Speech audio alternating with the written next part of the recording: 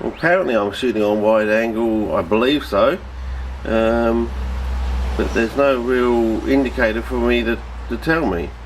So anyway, I suppose we'll find out. But yeah, it would be nice to know. Oh, have I got the wide angle? Yeah, I've got the wide angle on. So maybe that's with the wide angle lens on and the wide angle function, like you can't tell the difference. Maybe that's what it's meant to be. When you had, maybe that's been my problem all along. Maybe you're supposed to have the wide angle filming function when you have the wide angle lens on, and that's why I've been having all these like little tiny niggly problems, which I've been slowly solving. Maybe there was nothing to actually solve. It's just, again, a case of the fact that you don't actually get the wide angle lens with the basic camera kit, and it doesn't come with the basic instruction booklet. And of course, when you buy the wide angle lens, there's no, comprehensive instruction book to go with that sort of thing, saying, well, now you've got the wide angle lens, you should now be using the wide angle or the widescreen function on your camera, sort of thing, because that's what it's all about. It would be nice to know that sort of thing. Anyway, I'm just going to strain this off. I was hoping I was going to just tip the bucket sort of to one side, sort of thing.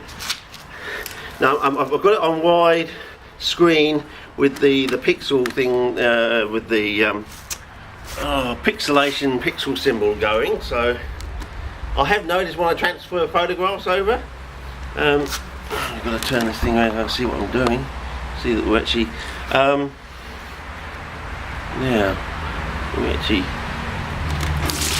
we actually getting stuff. Yeah, I'm just making sure we're in the screen. There we go, that's probably better. And basically what we did before, fellas. But now I'm going to assume this is like, I'm making the assumption that this is 6 litres, okay? So basically 6 litres is 6,000 mils. In other words, it's 10 times 600 mils.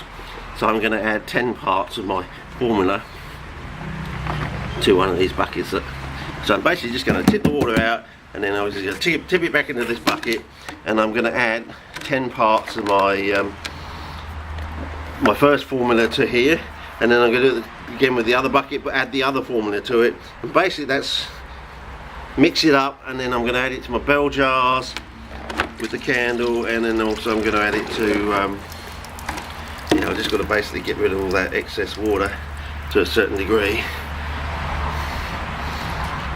just so I think we're about there anyway. So I think we're about there. But anyway, I'm basically going to do that and just tip this back in here, and everything will work itself out, hopefully. And so we've got hydrated cat litter pellets, or basically cellulose. So it's basically as wet as peat would be, but it doesn't have all the components of peat, which is hopefully what one of the formula is going to do. One of the formula is going to hopefully turn this into cheap artificial peat, but with all the bells and whistles sort of thing. And the other one's going to take us down a different avenue, but we're going to find that out fairly shortly.